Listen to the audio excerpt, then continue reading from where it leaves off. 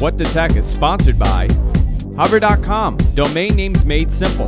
Go to gfq.hover.com and get 10% off your entire purchase.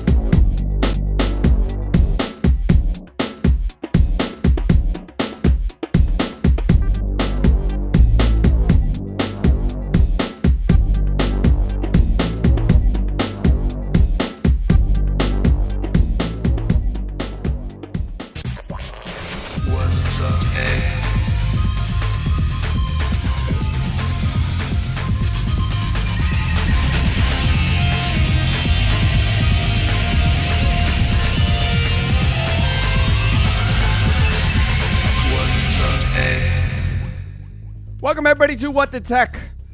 I am Andrew Zarian. I hope I'm Andrew Zarian. I one day will say I am Paul Thurrott, and I'm joined by my co-host Andrew Zarian. Right. How you doing, Paul? I feel like I should be doing a robot dance when that music. Yeah, it's fun. Yeah. This is. I'm curiously unshaven today. I don't know what happened there. It's all right. I got a message, by the way. People are saying your hair looks good today. And this is going to sound really bizarre, but there is a subculture of fans, because we have the hair loss show on the network, that are obsessed with your hair. And there was a forum post on Paul Thurrott's hair. On my hair? It's all about your hair and how great your hair is, and you have no idea that you have really good hair. I don't know what to say. Like, it was like a 2-page thread. I have graying hair. No. Your hairline. They talk just about gray.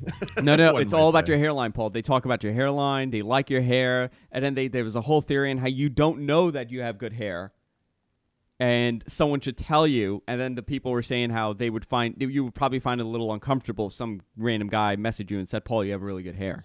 I just peed myself a little bit. Yeah. This is what goes on here at the network, Paul.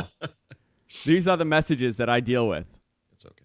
But I encourage everybody, if you're watching on any number of our streaming providers, such as Stickam, Ustream Justin TV, go to our website, gfqlive.tv. We have a great chat room there, about 50 people in there. We probably will hit 100 by the end of the show with the chat. And if you are in the chat, be sure to change your name. If you click on menu and change name, you could change your name to whatever you want it to be. You could make it Paul's hair is phenomenal if you want it to be. Right. But has anybody ever told you that you have really good hair? Yeah, actually, I do get that from the person who cuts my hair sometimes. Okay. So you do now. Yeah. You're just pretending you don't. I just don't. I don't even know what it means. Like, I'm glad I have hair. Yeah. You know, I could have. I mean, I'm very involved in the hair loss world, Paul. I don't know if you know that about me. There have been threads like 4, 5, 6-page threads about my hairline. And if I'm losing my hair, if I'm on any kind of medication like Propecia. No. So your hair looks fantastic. Not to get off on a weird sidetrack. It's thinning a little bit in the front. I don't have the hairline that I did once. If you say so. You have. I want the hairline of a 10-year-old boy, but I know that's never going to happen. Right. I just want it to be full and rich and handsome hair. That's all we ask. Yeah. By the way, Paul Needs to Shave is now in the chat room, along with what you're not. Whatever you want it to be, and phenomenal hair. I do need to shave. I apologize for that. I traveled yesterday, and I'm a little out of it. You were in Colorado, right? Yep. How was it? It was okay. I got sick. Spent the entire day Sunday in bed, and then had to sit in all-day meetings on Monday. But I persevered, as do the British apparently, and I flew home. So yeah. A lot happened, actually, last week after we did the show. Yep. We didn't really cover a lot of the ARM stuff because the details were just coming out. I think we just touched on it. Right. And we were speculating on what we think will happen. Just as we were warming up to do the show, I received an email which clarified something for me. And it might be an interesting topic of discussion in the sense that it to some people, it's going to be incredibly obvious. Okay. What I think is, in fact, the pertinent point of the Windows on ARM stuff. Okay, and what is it? It is that Windows on ARM is for consumers, period. Yeah. It's the consumer play. And I know that sounds amazingly obvious, but what that also means is that x64, x86 Windows devices and PCs are for the enterprise or for business in general, and that's the dividing line. Is right? that going to now? Do you think that's going to be the dividing line in PC computing in general? Yeah, well, see, I think the thing that we had touched on last week, I think it was on this show, or at some point in the near recent past, somewhere I'd either written or discussed this notion that Windows 8 will have two interfaces, right? There's the touch-friendly but not touch-based UI, the Metro stuff, and then there's the old desktop, and that these two things it's a little weird, right? Because there are two discrete UIs. Yeah, it seems like it's clashing. Yeah, and there was this notion of, well, maybe they should have a consumer version and let the consumer guys go off and do their own thing, and maybe the business guys should go off and do their own version of Windows. And Microsoft has almost always had some notion of here's a consumer version, here's a business version. But the real dividing line, there are two ways to look at it. You could look at it as WOA, or the Windows and ARM stuff is consumers, and x86, x64 is for businesses, which is very clean and simple to say. But the other way to think of it is, those people who will primarily exist in Metro and will occasionally have to go to the desktop every once in a while to do something are primarily consumers, right? And those people can buy those WOA devices, but they can also buy Intel-based slates and PCs and laptops and stuff, of course. And on the flip side, businesses, by and large, will almost always be in the desktop and very rarely will ever need to go into the Metro environment. And those people will typically run, almost universally will run, traditional x86, x64 machines. But in both cases, the intended audience has the opportunity to do the other thing. And when you think about that in light of Microsoft's marketing mantra for this release, the no compromises, reimagined versions of Windows, it actually kind of makes sense, right? Because you're not limiting Metro just to consumers, and you're not limiting the desktop version just to businesses.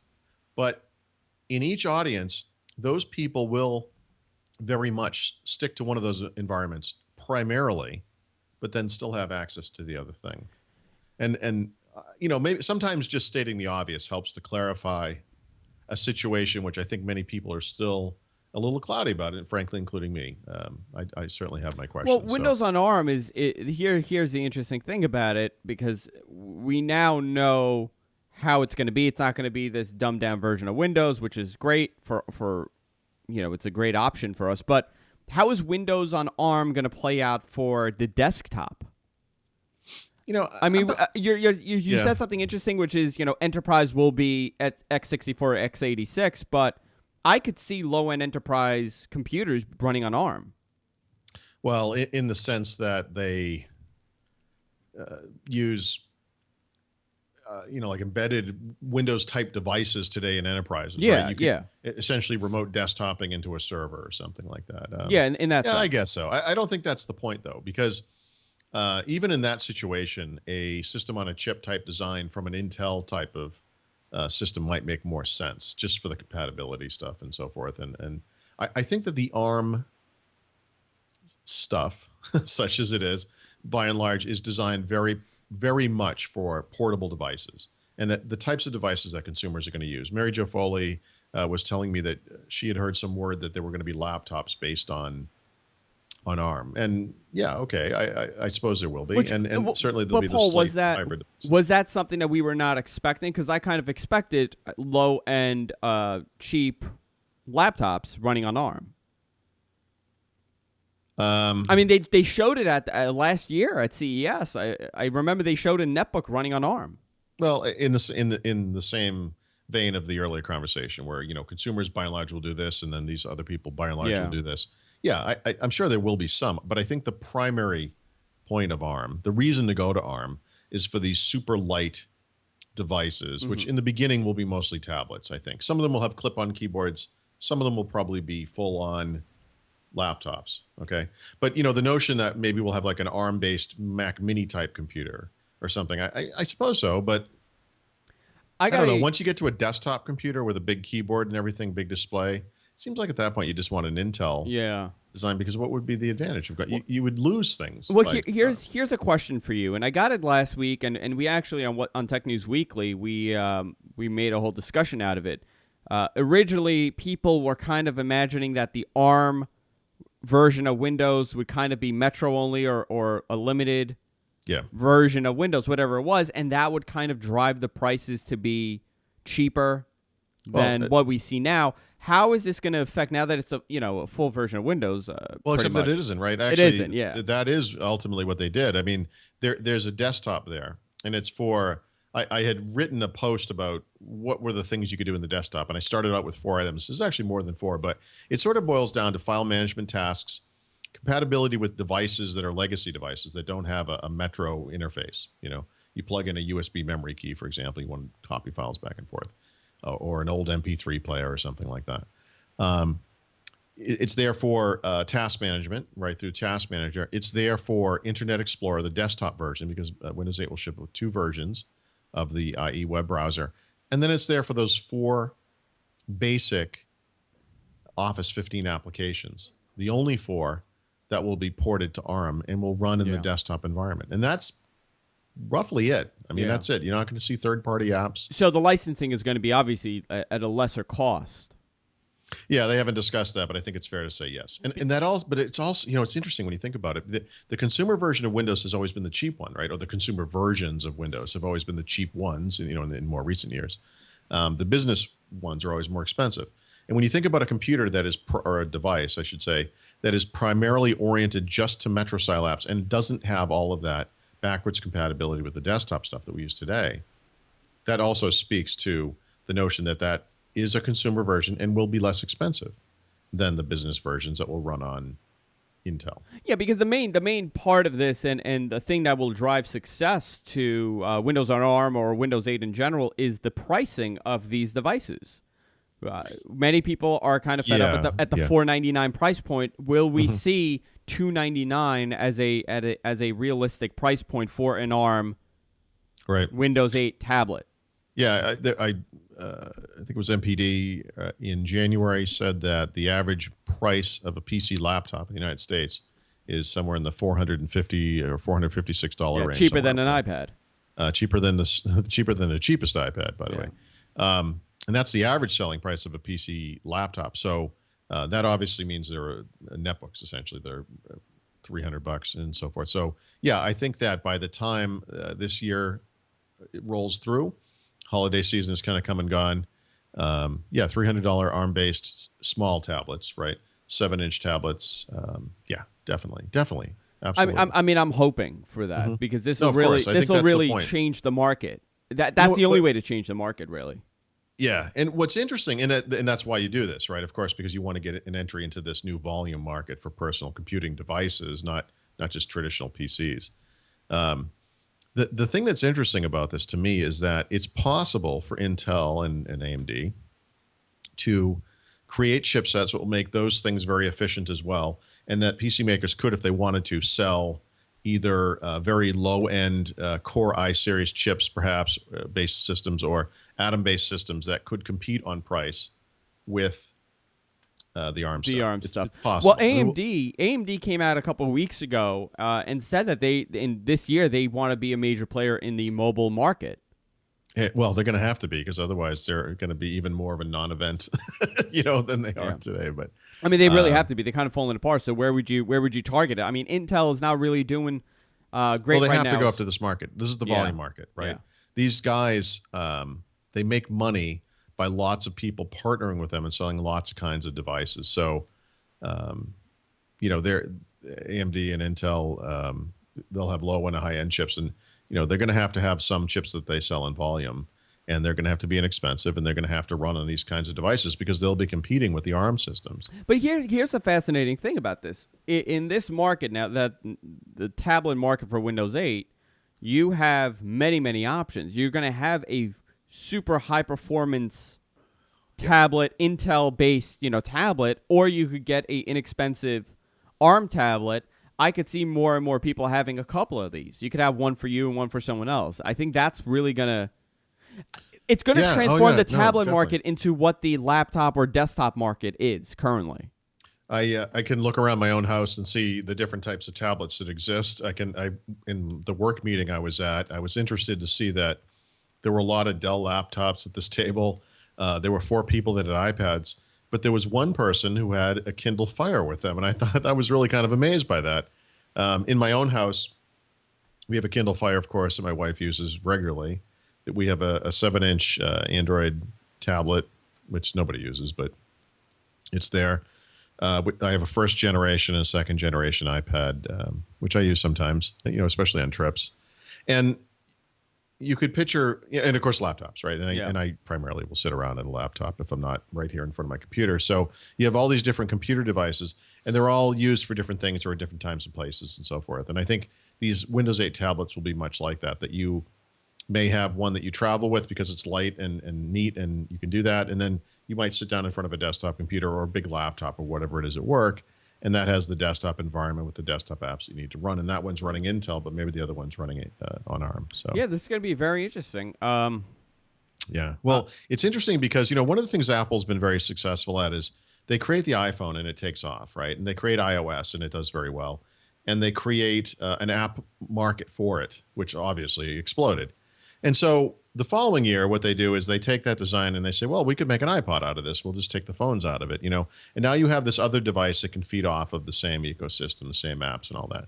And of course, later on, they made evolutions of those devices and also the iPad. And that also has done very well. So with Windows 8, you have this sense of a similar thing where instead of having a PC laptop and a Mac and an iPad and possibly an iPhone or some other kind of smartphone, you could have an entire series of devices running the same OS. You could have a Windows Phone 8, you could have a Windows Slate running on ARM, and you could have a Windows desktop PC running on Intel. And it's possible, it's possible with the Slate and not just possible, it is guaranteed with the Slate and the desktop PC that you could buy apps in the store that would run on both of those things. And then with Windows Phone, the developer would have to create a special version of the app for the phone. That's just the reality. But they're designed so that you can port the code very easily, and that those things could have very close similarities. And it's very, very interesting. Yeah, I mean, the separation is going to disappear by the next version, I'm assuming, of Windows, where it's all going to be one main system. Right. I mean, we're all going to see, the next version of the phone is going to be running on Windows 8. The core, at least. It's going to be running there. No, very interesting stuff with the Windows stuff. By the end of the month, we're expecting to see the beta come out. Mm-hmm. I'm excited to get my hands on it because that'll be my first. I played around with it for a couple of minutes, but not on my computer, on someone else's. I didn't want to install the developer's preview because I don't want to kind of say that it sucks or I like it without really knowing what it is. It's I've had mine on my PC since, I guess, November or something. And it's getting to the point where I actually yell at it every day. Oh, it's getting bad? And it actually gets worse over time. I can't explain it. And I don't know if it's just this PC. Of course, I pretty much just use this PC every day. So I can't explain this in a way that will make sense to anybody, but there's a situation where in a browser, and it doesn't matter if it's IE or Chrome, it's not specific to the browser, but for some reason in browsers, the keyboard and the mouse interaction will stop working properly. So it won't register clicks, or I'll be typing and certain keys won't be filling in. But then I'll go to a text window just to test to make sure the keyboard's okay, and it's working fine, Yeah. And I have to shut the browser down and reload it, and it's really getting like. Well, talking about getting sluggish, I had to do a format on the main streaming machine here at the studio over the weekend. Yeah, I kind of saw that virtually. You spent the whole weekend on that. The whole weekend, because of course nothing goes smoothly. That's the problem. When you have such different hardware trying to be compatible, it's like a song and dance and crossing your fingers and praying to get it to work seamlessly. For whatever reason, whenever the video card driver is installed, it caused Windows to crash. But only the video card drivers from the Windows update. Right. Not the actual Windows. Not the actual video card driver, the updated one. So I had to, I learned after doing it like 3 or 4 times what was causing it. I got everything to work, and then I realized that one of the Windows updates is causing everything to crash after that. So I formatted about 6 or 7 times. And top it all off, the files that I copied over to the new hard drive that I have are all corrupted. I see the files, they play, but if it's like a video file, it'll just die halfway through. I said, oh, the joy of formatting. I wish I could tell you this was like a rite of passage or something, but that's just too bad. Yeah, and then I got a message from some guy. He goes, "Why would you format a computer? You don't need to format these computers anymore." And I'm like, "Yeah, there's such thing called bit rot. It happens. Bit rot exists. I know many people claim it doesn't, but it does. Software runs crappy after some time."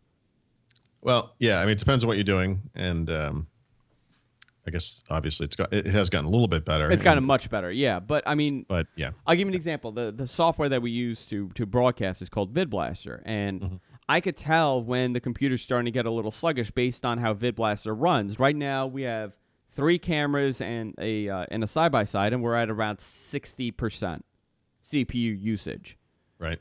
Within the next 6 months, this will go up to 80. Then I know it's time to clean up again. It's a whole thing. It's a whole thing. I got a couple of emails wanting me to ask you a question about the Vita, the PlayStation Vita. Mm-hmm. We have not really discussed it here on the show, and I was actually surprised that we didn't talk about it because, in a strange way, Paul, I'm kind of interested in it. You know, when the first PlayStation Portable came out, I got really excited because I thought it was going to have 2 of those thumb. What do you call them? Like the hi-hat, what's the word for these things? Like the not the D-pad, the joysticks. The joystick, whatever that is. There's a word for that, though, isn't there? Well, you know what I'm saying. Thumb drivers. I don't know. We'll make it up. Keyboard, whatever that is. Thumb joystick. It only has 1, right? So what that means is it's not a good system for first-person shooters, right? Yeah. Because you need one controller where you're moving side by side, forward, backwards, etc., and then you need one where you're looking around. And that emulates the way you would move with a keyboard and a mouse on a PC. So here we are years later, and this Vita device is coming out. And as far as I'm concerned, you know, the primary innovation there, if you will, is something they should have had 7 years ago or whatever. It is that it has those 2 controllers like it needs. So I had been saying for a while that the age of portable video game machines, like dedicated portable video game machines, is dead, largely because of smartphones and also the iPod Touch, of course, and the iPad too, all of which are great for certain kind of games. But the truth is, you know, for other types of games, touchscreens aren't necessarily so great. So, you know, there's a possibility that a dedicated device that was primarily oriented for playing games could be okay. Yeah, I mean, it's interesting, and you know, for $249, I could justify spending that money. Yeah. You know, the original PlayStation Portable, now that I'm thinking about it, also came with that weird disc format, right? And you could get movies on there, and that never really took off either. Well, the problem was that they need to, and again, it wasn't a full-fledged device. It was just gaming, so you were still missing the browser. The browser wasn't so good. Yeah. There were a couple updates that they did that kind of made it better, but I have one, and I rarely turn it on. That's the problem. You have a PlayStation Portable. I have a PlayStation Portable, yeah.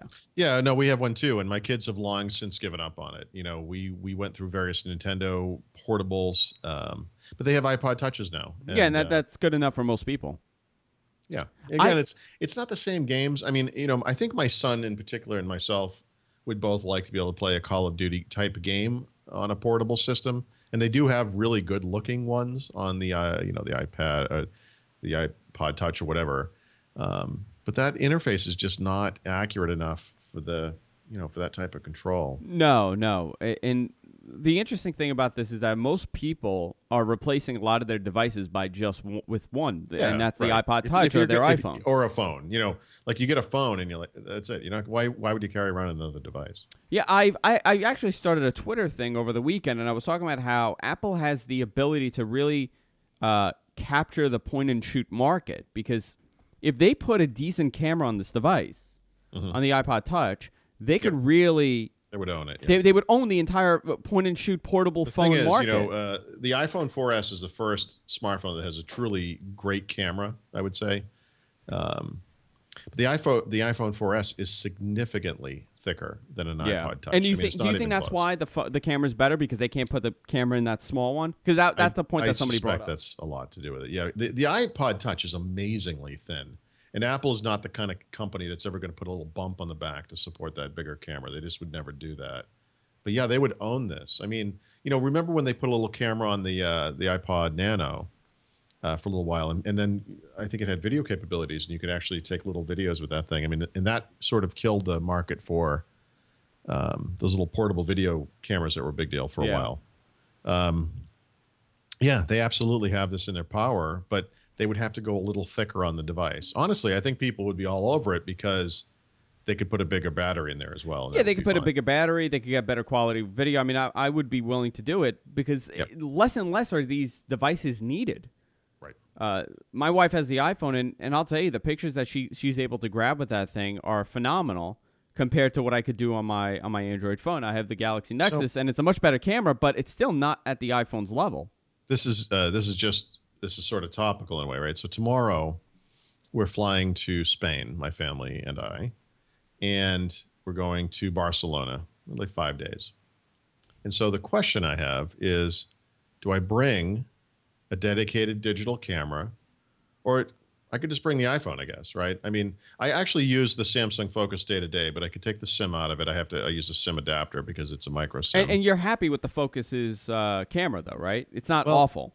no, it's not awful at all. I would, and honestly, for around here, just going around town and so forth, I've taken fantastic photos with this. But for a family vacation, I guess if I were going to just take the one, I would in fact use the iPhone 4S. I think it is better. And there are, of course, the on-device software bits that are important, I think, too, for editing photos and all that kind of stuff, and all the different Instagram type, baloney that you can do with it. But if I was just going to bring one, because I'm going to have to I'm going to use an international data plan and use the whatever phone I bring, I'm going to use for email and all that other stuff while I'm traveling around. But I could use the iPhone 4S, or I could just bring the camera. I mean, bring the phone I want to use, which is the Focus. But then I would also bring an actual camera. Would you bring like a digital SLR or? Yeah, a digital SLR. It's like a little. In fact, I'm charging the battery just in case. I literally, I don't think it's just still can. Like normal. The normal. It's open because I'm charging it. The battery, because I don't normally use it and it's dead.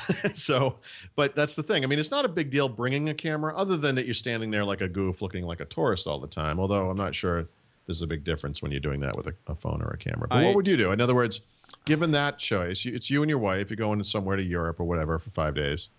Do you bring a camera? Because this is it's a kind of an important trip. Well, I guess. you know what? She would definitely bring. Well, my phone is in GSM. I don't have. I have a. Well, is it dual band? No, this is not. I can't use the Nexus in Europe, so my phone is out of the question. The Nexus, The Galaxy Nexus. It's not dual band, is it? No, it's not. CDMA only. I would bring a camera. I have to open up and look. There could be a SIM slot in there. A lot of Verizon phones are world phones, so. No, I'm embarrassed that I don't know the answer. I'm sure I knew at one point. I wouldn't really bring it. My wife has the iPhone, so she could use it over there. She would probably have her. Yeah, she has hers, and I would probably bring a camera. There is a SIM slot in here. Oh well, it's LTE. LTE devices, but that's an LTE SIM slot. Isn't it's not compatible. So no, the answer is no. Yeah. Okay. No, I would bring a camera. I would probably bring my Canon, just point and shoot. I wouldn't bring. I can tell you one camera I won't be bringing to Europe is the Samsung Nexus Prime, or whatever this thing's called, or Galaxy Nexus. The camera's not great. It's not great. I'll tell you. You want to see the best picture I ever took? I'm going to post it in the chat room and I'll put it in the show notes. It's a can of Budweiser. Oh, jeez. And I use like one of the effects on it. That's the best picture I've ever taken with this camera, and I've been trying to really take a good picture with this. Here, I'll put it in the notes. I was very pleased with myself with this picture. Can you throw it up on the screen? I can't. Yeah, I put it in the notes. I see what you're doing. Okay. Yeah. I can't pull it up there. But that's the best picture I've ever taken with this. The second best is my Steve Ballmer edition Windows 7. You know what you got to do is you're on Facebook, right? I am. I mean, we must be. We are friends. So go to me on Facebook, and on this Denver trip, I took some pictures with a Samsung Focus, some of which were in pretty low lit conditions. Some of them were actually, and why are they not all showing up here? Okay, some of them are surprisingly okay. Which camera is this? This just Focus. The Focus. Yeah, it's not bad at all. Yeah.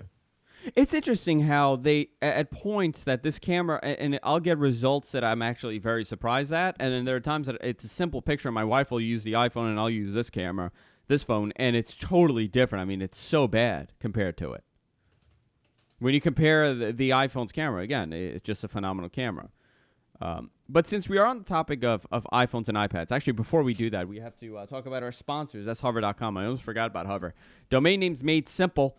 They are my go-to for domain buying, domain registration. I used to use those other guys, much like everybody else, and I'm sure everybody in the room has used those other guys at one point. I have transferred almost all my domains. I have 200 domain names registered. I actually had about 120 with those other guys, and I've transferred every one of them to Hover at this point.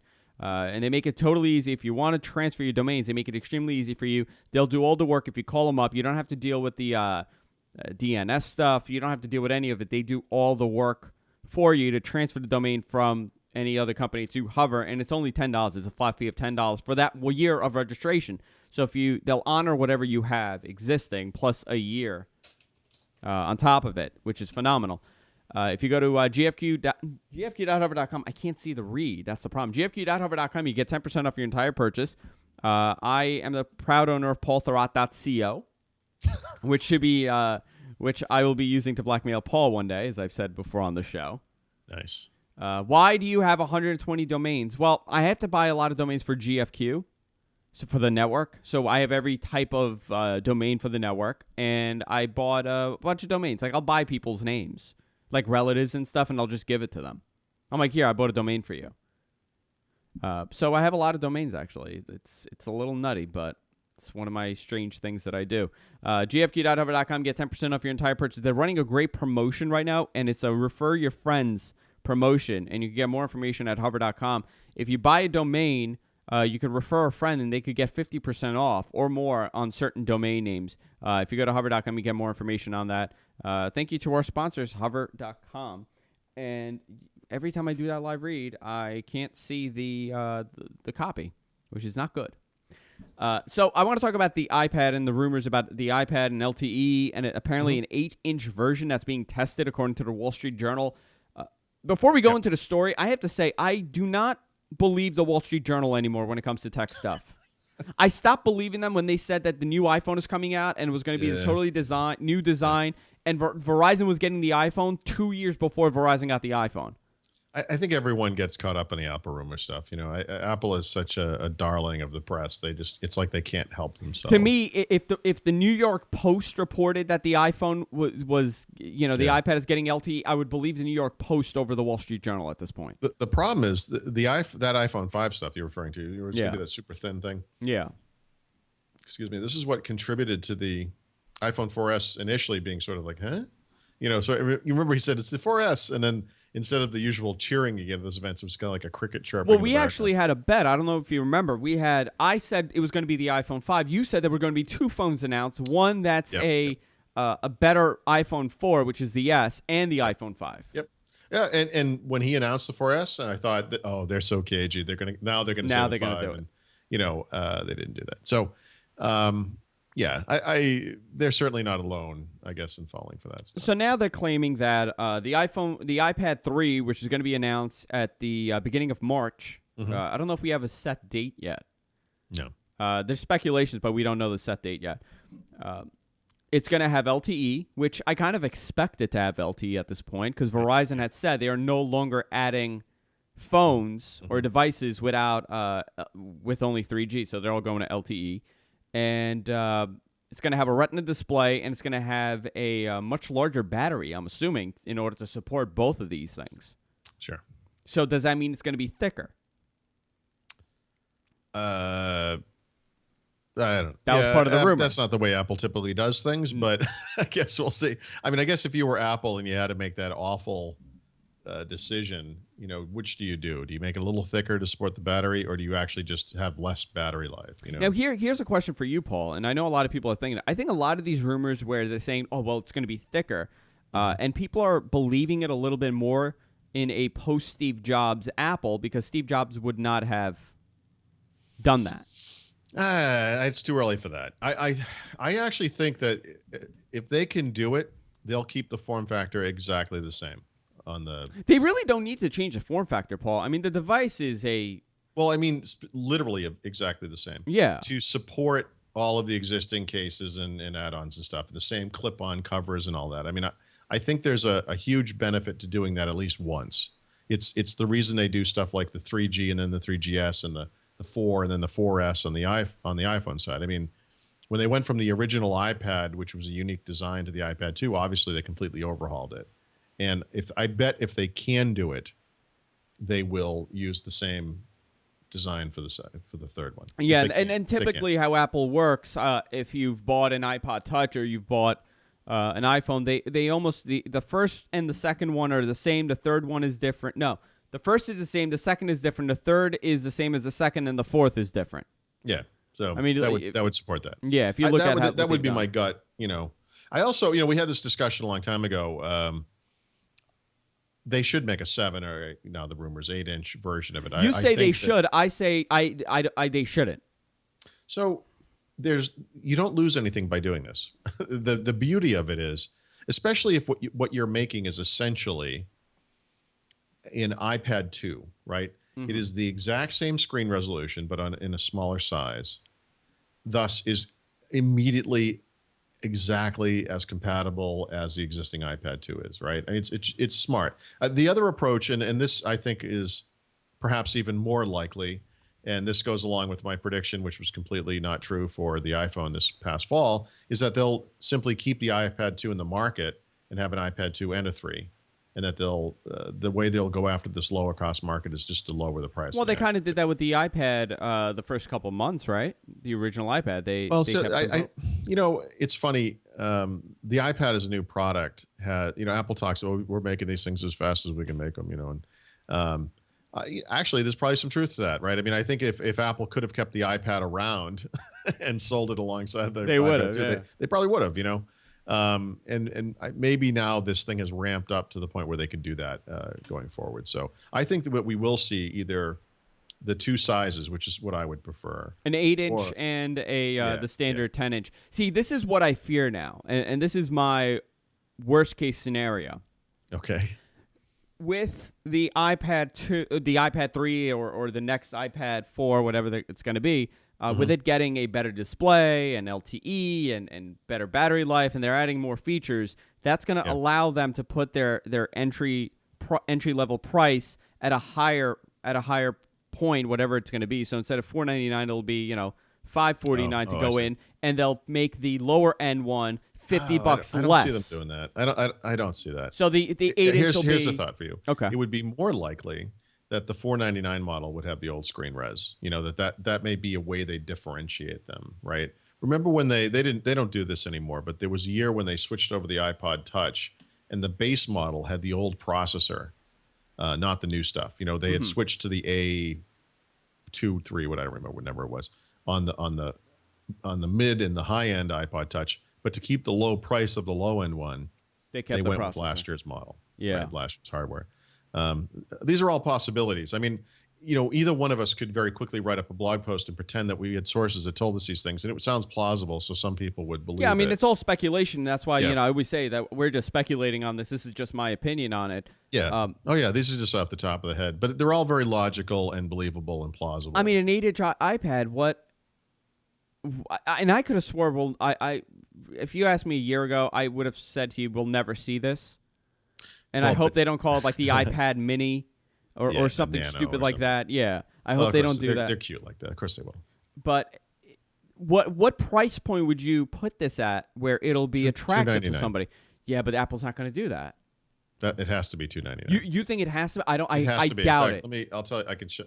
I don't know Apple's $399 to I say $399. They're going to put this, and nobody's going to want it. No. It can't be. An iPad 2 starts at $499, as we know. iPod Touch starts at $199, but the most expensive iPod Touch is where? It is $399. $399, yeah. Okay, so the middle of that line is $299. So you've got a basic iPod is $199. The iPad 8-inch could be $299, or I guess if you want to split the difference, you could say $349, and then $499, and maybe that's where it is. But it has to be less. I mean. I will say this, having used the Kindle Fire, now Amazon could change things dramatically, but right now there's stuff about that I don't like. And the thing that I came to after using it for a while was I want an iPad this size. If I had that device, I would never use a Kindle Fire. And you know what? It's an Apple device, so I get it. They're expensive. Okay, they're going to be more expensive. It's not going to be $199. I'm not living in fantasy land, but $299, $349. Okay, now we're talking, but I think 299. That would be the end of that. I think they would blow Amazon out of the water at 299. I I, I don't know. I find it hard to believe that they're going to go to 299 and try to capture that market. I think they have to. I think they have to. I'm so wrong about Apple. So I know, often. I know. Me too. I mean, listen. Even as I say that, all of the logic behind what I just But said. is that attractive to you? I mean, and to our viewers, I would buy it right now. Are you attracted? Would you buy a? I bought a Samsung Galaxy. No, I don't even know what it's called. Yeah, which I hate Nexus those devices. Plus 7, blah blah blah. I hate it. I hate everything. Android. You know what? I was thinking about this. Is sort of ties into this topic. It's wrong to say I hate it. Hate's a very strong word. I don't hate the Android tablet. I am completely ambivalent about it. I just don't care. And it's a problem because, I wrote this article at the beginning of the year about embracing Android. I'm going to try this year to really, I got that phone. And I got to tell you, I use these things and I just don't care. I don't know why anyone would be enthusiastic about these devices. The Apple stuff I get. There's a little brainwashing that goes on the Apple side. Some of those people are hard to deal with. But honestly, the iPads and the iPhones and the Macs even, I get it. I get why people like it. I get why people really like it, right? Why they were super enthusiastic about it. The Kindle Fire is a very pragmatic device. You buy it because it's $199. It does a lot of the most important stuff to some people, and then it's certainly valuable on that note. But, this Android tablet stuff, it's like, I just don't understand it. And I think that if Apple were to come in at these proper price points, they would destroy them. They would destroy Android and, by extension, the Kindle Fire. So with Google, right now they finally got approval for their purchase of Motorola Mobility. Mm-hmm. They passed. They won the antitrust approval. So now it's a done deal. It's done. The Department of Justice approved it. The European Commission approved it. So it's a done deal. What does this mean for existing Android partners like HTC and Samsung and whoever else is putting out an Android phone? And B, what does this mean for what are they going to do with it? I mean, in general, what's their end goal with this? I could just see that all the Motorola's are going to be the Google phone, and that's what they'll do. Yeah, to date, every year, basically, there's been a Google phone, right? Like an official Google phone. And it's been different companies that have made it. I think HTC made it. Motorola made it. HTC made it. Samsung now. So I have to sort of assume that goes away. I think there are two great things that could happen to the Android ecosystem because of this purchase if Google does it right. The first one would be for every Motorola Mobility device to be a Google phone, to be a pure Google experience, for Google to exert its influence on the wireless carriers to do for Android what Apple did for the iPhone and get rid of the crap that wireless carriers want to put on there. That Google could even pay for this, and say, look, you put on this junk because you make some little bit of money on it or something. Well, here's that little bit of money. Now let us sell the pure device. Not even just the providers, the carriers, but the manufacturers also. I mean, you look at HTC and they use their Sense UI, and people are making a big deal that the new Sense UI is out. And I'm looking at it, I'm like, this is awful looking. Okay, but see, the point is, I think that needs to happen out in the open market. People will either buy the Sense UI based devices because they like it or not. And it's okay for those companies to want to do that, given the fact that Android is freely licensable and infinitely extensible and so forth. And it's okay for them to try it. I happen to hate that stuff, but I mean, people vote with their wallets.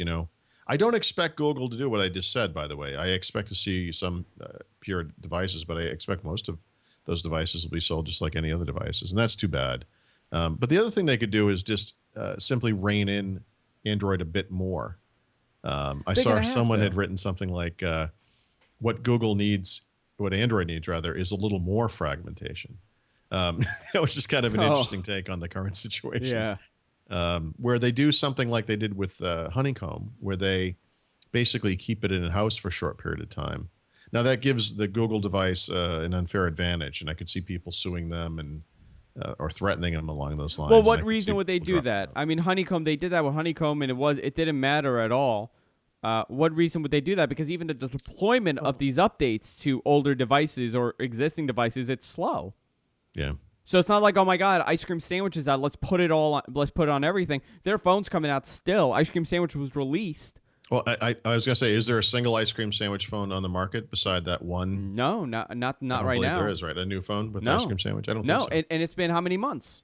Yeah, that's very strange. It's a very strange thing. And It's dramatically better than the previous versions. I'll give them that. Yeah, why isn't it out there? I don't think they want it out there. That's the problem. You know, if you constantly, I don't think They not don't care. Not Google, but I'm talking about the manufacturers, and I'm talking about these guys. They don't want to put ice cream sandwich on there because that kind of expands the life of your phone. Well, right. This is the same problem facing Windows Phone 8. You know, people are saying, well, will I be able to upgrade to Windows Phone 8 on my existing phone? I can tell you, I don't know, but I can tell you that the carriers don't want you to do that. I mean, you know, they want to sell you a new phone, of course. They want this thing to be like a sealed toaster device. You know, there's no upgrading. I'm just curious on what they do with this. Well, what do you think? I mean, what would you do? If I got Motorola and I was Google, I would. Well, and again, I'm a little biased because my dream thing would be to update these set-top boxes and control that market. You could really dominate the TV market, and this is what they've been saying, right? Schmidt said, we're going to be on all the new TVs. I forgot the percentage. He said, well, yeah, it kind of makes sense if this is the deal that they strike with Motorola and with the boxes, and they put Motorola Google TV on all the Motorola boxes, and that's how they control it. Then you have Google TV on everything. There's an argument to be made that Google didn't want the hardware business to begin with. They did it for the patents. If that's true, they should spin off Motorola Mobility, the hardware business. They should give them free licensing for all of the previous Motorola patents. And then they should give them a free Android license like they give to everyone else. Plus, you know, the exclusive Google stuff just as a kind of a bone. I hope this is not just another. Get rid of the hardware and not do it. I hope this is not another Google experiment that crashes. You know, because Motorola was a dying phone brand until they put out that Droid, and they did. You know, they've been okay. They're still not the number one phone out there. They kind of dropped the ball a couple times with their latest phones. So with Google, they could really. I think that's why, but that speaks to why they bought them. It wasn't for the phone. No. I mean, $12.5 billion. They're not buying it for a phone. No, this is patents. This is all it is. And by the way, if Google makes any moves to divest themselves of the hardware business, that's the proof right there. You know, that to me is more likely almost than any other outcome. I don't, you know, and the other thing is, you know, does this company exist as an independent entity of some sort? Is it still Motorola Mobility? And that's interesting too. What would they do with that? It's a weird thing. I mean, for Google to be competing with its licensees, right? I'm not. I would be. I mean, this is completely unique, but it's odd. I mean, I remember Apple did it a long time ago, and I'm sure Samsung is not that happy about this. Why? Oh no, of course not. This is how it happens. This is going to be a Paul. scary thing for any company. You know, Samsung sold more smartphones last year than any other company. But the thing that they're riding the back of is kind of this shaky, scary thing, and the company that owns that just bought hardware maker. I mean, it's a weird place to be in. I'm telling you, this is how WebOS makes its comeback into the phone market. This is the ultimate situation. Google upsets Samsung. Samsung says we're not using Android anymore. We're going to WebOS, and it's the rebirth of WebOS. We've got them right where we want them. And then we all wake up. Yeah. We realize. By the way, speaking of Paul's Fantasyland, I mean, that would be beautiful to me. As I've said so many times, I feel bad about WebOS, and in the same way that I feel bad about BOS before it, or which actually I think parts have ended up at Palm, if I'm not mistaken, and you know, feel bad about the Amiga, of course, or things like that. I mean, there were these things that were technically excellent that didn't sell well, and some people realize it and feel strongly about it, but most people just don't even know. So, Paul, I want to talk about the whole Apple and China thing that's happening. A lot that's happening on that sense, the human rights aspect of it, and the fact that they're having a lot of issues with the development of the devices and the sale of the devices in China. Yeah, that's kind of an odd it's one. like a whammy, right? Because What's the company that manufactures it? I forgot the name. God. Well, the big one is Foxconn. No, there's There- Foxconn, and there's the other one that's kind of saying if you don't give us money. Yeah. Okay. I was gonna say there are other ones. Let me see if I can find this. I don't remember. With a P, I forgot the name. You're talking about the company that's suing. I'm sorry. This is the company that's suing over the iPad name. That's suing over the iPad name. Yeah. Let's see if I can find that. It's interesting how they've. All this is happening at the same time, just when the launch of the new device is going to happen. Yeah. You know, but with Foxconn, we'll start with Foxconn, and they'll. I'm sure the chat will give us a name. It's called ProView Electronics. Is that what it is? Okay. They are facing a lot of responsibilities here. Facing, but they are responsible to some extent with what's happening there, considering in China, they pretty much make everything. And at these factories, there's a lot of human rights issues. What can they do? Are they responsible? Can they clean it up? Can Apple clean it up? Can Apple clean it up? Yeah, I mean, you can obviously make demands of the people or the companies rather that are servicing you, right? I mean, these companies. It's funny. Apple has a phrase. I don't remember it off the top of my head, but it's they're referred to as suppliers, as if they were supplying Apple with something like a part, and they are supplying Apple with something. It's called the finished product.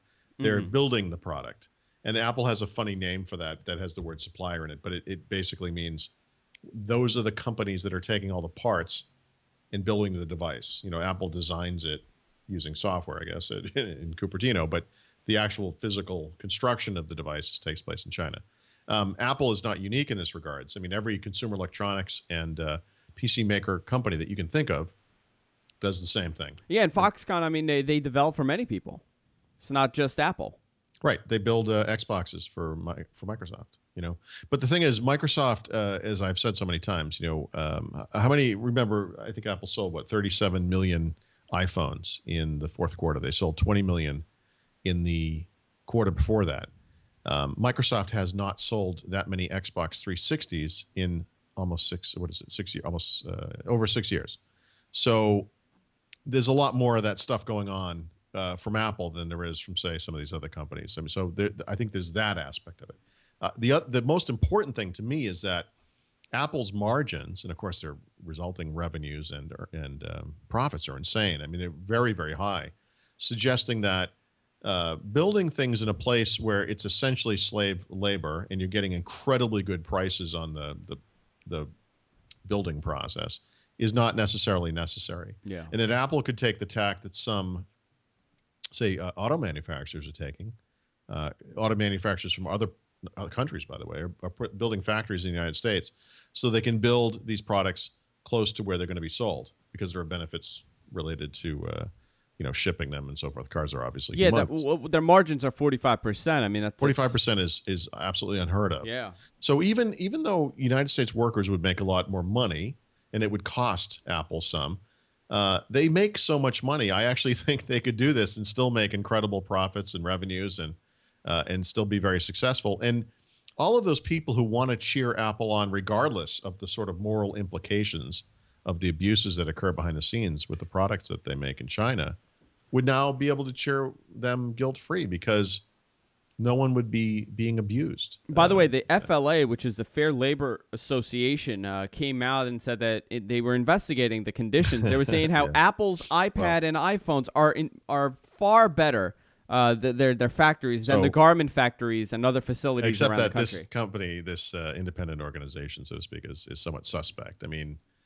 even before they came out with this very quick preliminary statement, which is somewhat unheard of, they were known to be not necessarily the most, thorough company at this kind of thing. So there was already some dubious quality of this. I mean, Apple every year would publish this report saying, look, we went to all of our factories and we made sure everything was okay. And it never was, but they would never point out who was doing the bad stuff. Having this other agency go in and do the same thing was going to be slightly more transparent. And we'll see, there'll be a report that we'll see in March, I guess. But it's really not much better, than what Apple was already doing. I mean, I highly doubt that any of them will actually come back to the States for as far as these factories go and what they're going to do. But I honestly, it's funny, Tim, if I'm not mistaken, and someone will correct me immediately if I am. I believe that Tim Cook was brought to Apple to do this very thing, which was Yeah. to make the process of manufacturing Apple's products more efficient. Yeah, he was there to First thing he streamline did was everything. kill all of their US-based stuff. Well, So it's hysterical how Apple says proudly, California. They stamp it and it says, yeah, but it's assembled in China. right. It's slightly smaller type. I But now Tim can't. Cook is running Apple. I think it would be an amazing thing for Apple, for the history of Apple, and also for Tim Cook's legacy. For just to do the raw math on this. This guy's a spreadsheet guy. He lives in spreadsheets all day. Apparently, he knows the math. I mean, what would it cost to build these devices here? How fascinating would that be for for this company that everyone thinks is the greatest American company to truly be the greatest American company? Well, you know what, Paul? Apple doesn't need to do that because most people think that Apple products are all made here. I cannot tell you how many people I've Sure. met. Well, most people said, read the Steve Jobs biography and Yeah. come away thinking, "Oh my God, what a special person he was!" Not, "Oh my God, what a dick." Yeah, He was such a jerk to everybody. I've All the time. Like they come away with the affirming message that they wanted to get out of it, not not reading it clear-eyed. And I Apple is unique like that. Of course, they have this ability to. I had this discussion with someone that. over the holidays. One of my relatives bought an iPhone, and they said, I like it because it's made here. And I said, why do you think it's made here? Because it says California. I'm like, if I wore a shirt that said California, would you think I'm in California right now? And he goes, no. I'm like, a couple years ago. Yeah. I'm like, why don't you look at where it says it's made? And they honestly thought it was made in California. I was sitting on a plane a couple of years ago, and a woman in front of me was talking to the guy in front of me across the aisle, and she had a ginormous 17-inch MacBook Pro. She's very, very, very proud of, and it was Apple people do this. It's like they get into a conversation about their Apple stuff, even though the guy never asked about it. And so I stopped doing whatever I was doing to follow this conversation, and then eventually she said something that made me jump in, which was this. She said, I had this really old Dell computer, and the thing used to blue screen all the time. It wouldn't start up. The power management stopped working. And finally, I said, screw this thing. And I bought this computer, and it solved all my problems. I'll never go back to Dell again. And that's when I said, excuse me. I just want to make sure I understand what you're saying. You had an old Dell computer that didn't work. And so instead of getting a new Dell computer, you bought a $3,000 17-inch MacBook Pro, which is what those things cost at the time. And you replaced it, and that works better than your old Dell computer. I said, do you realize you could have bought 5 Dell laptops for that price? You could have put 4 of them in your closet, and the first time it didn't reboot properly, you could have thrown it in the trash, taken out the next one, and just kept using Dell computers, and those things would have lasted for years. But describing a $3,000 computer as the solution to your problem is sort of a blissful ignorance of what the actual issue is. But isn't that every consumer? The consumer is just that's what it's. But she's looking at me like, "What are you talking about? This thing's great." But it costs $3,000. I've owned 3 cars that cost less than $3,000. I mean, what are you kidding me? I mean, people just, they don't. I find it amazing why people buy certain things. That's what I find really funny. That. They have to justify it. They have to justify everything they purchase. I'm very honest about why I buy certain things. I have a MacBook Pro, which I like. Mm-hmm. I think it's a really nice design, and I like it. But I use it for browsing and things like that. I don't really do my heavy work on there, so I really can't tell you if it's a performance beast. I have an iPad because I really don't want to have my laptop in bed, and it sits next to my bed, and that's all I do on there. Is I look at, I read the news. It's a giant newspaper for me, and I play a couple of games. I've been trying. I'm very realistic about the products I buy. Yeah. But other people are not. Other people like to, they have to kind of justify it to themselves because they kind of don't even believe why they bought it. Right. So they have to make you believe it to feel better. Sure. I don't pick sides. I buy whatever I like. I like Android today. I actually like Apple products, but again, but I'm also. I'm not. I don't know how to say this. I can afford Apple products, I guess is the way to say it. I try to be realistic about this. $500 is a starting price for an iPad. I'm sorry, that's not a really good deal. It's not. It's just not. I mean, and I think that's one of the neat things about the Kindle Fire and then some of these lower price Android tablets that are coming. And part of the discussion we had earlier, where I hope Apple moves in that direction, because that's, that's the sentence you have to say is that's a really low price device for Apple. I mean, they are a luxury brand. It's like saying, a BMW 1 Series is inexpensive for a BMW, but it's still like $32,000. I mean, but what do most people justify? Like, why is it a low price? Is it a low price for the iPad because there's really nothing to compare it to that actually works? well, remember when they announced that, they're obviously they had iPod touches, but this is something that could conceivably for a lot of people could replace a computer. If you wanted, before the iPad came out, if you wanted to browse the web or answer email or go on Facebook on a screen that was reasonably sized, your choices were from Apple were one. It was a $999 MacBook, non-Pro MacBook, the white MacBook. So $500 is half of that price. That's a good deal. And it sits between, at the time, it would sit between the cost of an iPod Touch and a MacBook. And a MacBook, right? Yeah. So $500, everyone, myself included, expected this Apple tablet, because we sort of imagined it as a computer, that it would cost in the high several hundreds range, $800, $900. So when Apple introduces the iPad, which is, again, really just an iPod Touch with a big screen, but when they announce this thing at $500, the world goes crazy, even though the average selling price is really close. Because they're comparing it to an actual computer. Yeah. Yeah. Right. See. But now when you compare it, the justification is that, it's but the best. trick is, and by the way, the fallacy of my argument, of course, is that for the next year and a half, there were no Android devices that were cheaper than that. So, it doesn't matter what I think of the price. The truth is everyone tried to put their devices at the same price range. To come to what we said at the start of the show, now this is going to change once Windows 8 comes to the tablet. What happens to that price point? Does that become the go-to price point for higher-end tablets, or is that price point not going to exist anymore, and Apple's going to feel that, oh, wow, look, we're really expensive now? First of all, Apple won't ever feel that way, but the consumer, are they going to look at the iPad and say, you know what, for $499, I could get something that'll do a lot more?